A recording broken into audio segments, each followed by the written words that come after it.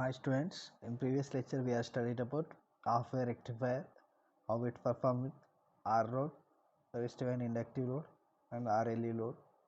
So now we are going to study single phase full wave fully controlled rectifier. So full wave means this is we have only both positive off cycle and negative off cycle conduction. So it is we are studying full control means we are using 4 controlled thyristors for this circuit. So after completion of these lectures, you will able to understand operation of single phase fully controlled rectifier with R load, RL load, RLE load, and also understand the action of freewheeling diode. So this is what the circuit diagram. In this we have 4 thyristors, that is T1, T2, T3, T4. So at the instant of 0 to alpha, we are applying some voltage, but at that time there is no output voltage is present. So in this instant the T1 and T2 are in the forward bias modes and T3 and T4 is the reverse bias modes. So at alpha we are applying some triggering to T1 and T2, they are going to start conduction, and T3 T4 in the off state they are off by natural commutation. So in this direction the T1 T2 are going to start conduction. The output voltage is present due to conduction of these two thyristors, that is T1 and T2. So in this the current flow from supply of positive terminal to thyristor 1, after that it will goes to resistor and next to thyristor 2, and it will comes to negative terminal of the supply voltage, which is indicated in the red line in this presentation. So at the instant of pi, the T1 and T2 are going to turn off and the output voltage become 0. After that, at pi, the T3 and T4 are going to forward bias and T1 and T2 go to reverse bias. At the instant of pi plus alpha, we are triggering T3 and T4. They are start conduction and T1 and T2 are off stage by natural commutation. So they will be conduct up to 2 pi. So in this the current direction is from supply to T3 to resistor to T4 to and negative terminal of the supply, and they all conduct up to 2 pi. In this the output voltage is present due to conduction of T3 and T4, and next it will be become 0 2 pi. Again at 2 pi plus alpha we are triggered T1 and T2 and they are going to start conduction. The output voltage present due to T1 and T2. Again at the instant of 3 pi, these thyristors are going to turn off and the output voltage becomes 0 and the cycle will be repeat. So this is the output waveform. We are supply voltage is sinusoidal, so we are applying some triggering, we are getting some output voltage. So this is represent the output voltage. So at the instant of pi we are applying some pairing angle, we are get conduction in this period due to T1 and T2, and it will be become 0 at pi. After that pi plus alpha we are giving triggering, this is in conduction due to T3 and T4. In the reverse bias also there will be conduction. So again it will be 0 at 2 pi and we are applying some pairing angle at 2 pi plus alpha, it conduct up to 3 pi. So this is what the continuous, that means output voltage becomes 0, but in the both of cycle the output voltage is present. So the current follows the output voltage similarly. This is what the voltage across the thyristor 1 and this is voltage across the thyristors 2.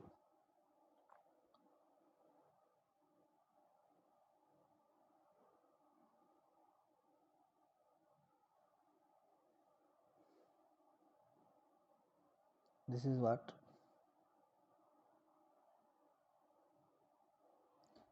And next, for derive the equation we have to consider 3 limits from 0 to alpha, alpha to pi, and pi plus pi to pi plus alpha. So at the instant of 0 to alpha the output voltage is 0, so we neglect it, and pi to pi plus alpha is also 0. So we need to consider the output voltage from the full continuous circuit, that is 1 to 2 pi. There is 2 Vm sin omega t dt. The 2 comes to, that is outside.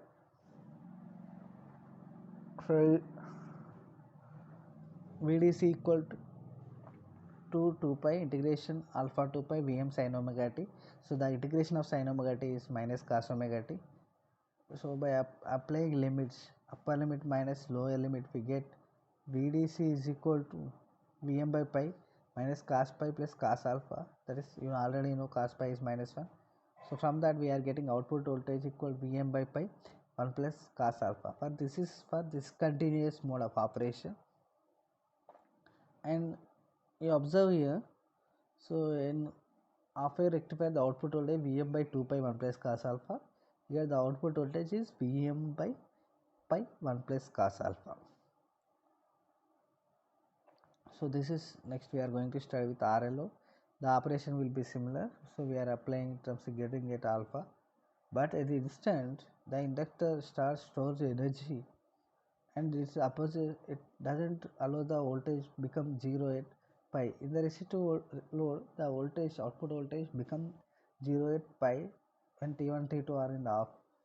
But here the inductor doesn't make the output voltage 0. It will be also present in the negative bias also. In the reverse direction also output voltage present. It will be 0 at pi plus alpha. Up to pi plus alpha the output voltage will be present. This is called extinction angle. So the extinction angle means the angle at which the thyristors will be turned off.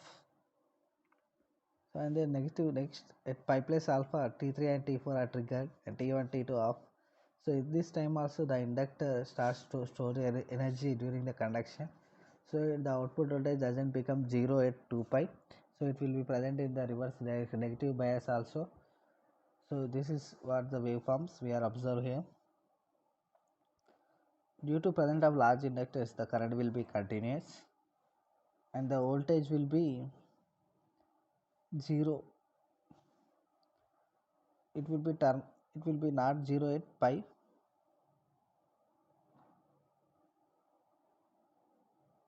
Just look at here.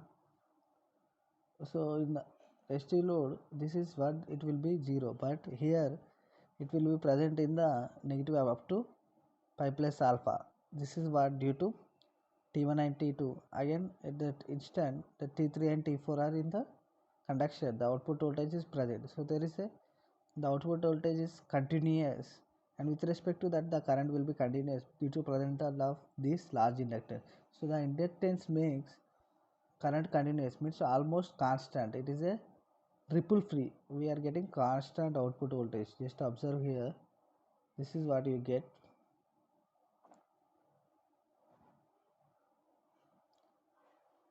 So coming to the waveform, this is the waveform. So this is the conduction we are getting. So this is a currents to thyristor 1 and thyristor 2. So T1 T2 in the conduction from alpha to pi, and at that time the current to T3 and T4 is 0. This is the source voltage. It is a square waveform. From this we apply some Fourier analysis in order to get the, so due to this conduction we get some harmonic components which is studied in detail. So by freewheeling diode we make a continuous current conduction, so that always the output voltage become less by without freewheeling diode. By using freewheeling diode we can get improved output voltage. So it will be connected in the parallel to load. So in this the operation will be changed from alpha to pi. The T1 and T3 are going to conduct, and at this time the inductor starts store the energy. So in this the freewheeling diode in the off state. So the current flows through supply to T1 to R2 load 2 and T3 to negative terminal of the supply voltage. So at the instant of pi minus pi plus alpha, the output voltage doesn't become 0. The current will be continuous due to freewheeling diode action. In this, the freewheeling diode will be forward bias, and it will be starts free flow the current. That's why it's called free flowing diode. It is flows through, the current flows through freewheeling diode to I0 to freewheeling diode to load in a free flow. At this instant, the inductor dissipates the energy to the resistor. So due to this the output voltage will be continuous. And the next with the pi plus alpha, again the T3 and T4 are starts conduction. So T1 T2 are off, then again inductor starts stores the energy.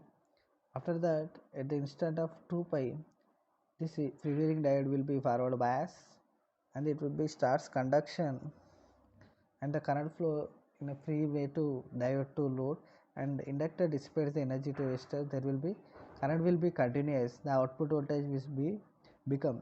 So for full control rectifier we have performed both rectification and inversion. So in the rectification mode it acts as motoring, that is V0 is positive, I0 is positive, and current will be also positive, and E0 back EMF is also positive. In next one it is perform information inversion, that is regenerative braking. In this the output voltage will 0 and E0 is 0 but current is positive. So in this we have to only vary from maximum value of 2 vm pi to minimum value of 0. So we can apply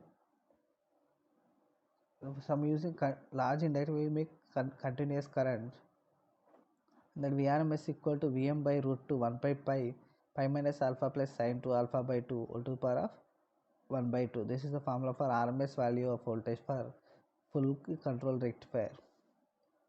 So VDC, you already know what is the formula for VDC. So here we have the full conduction period is 1 by pi.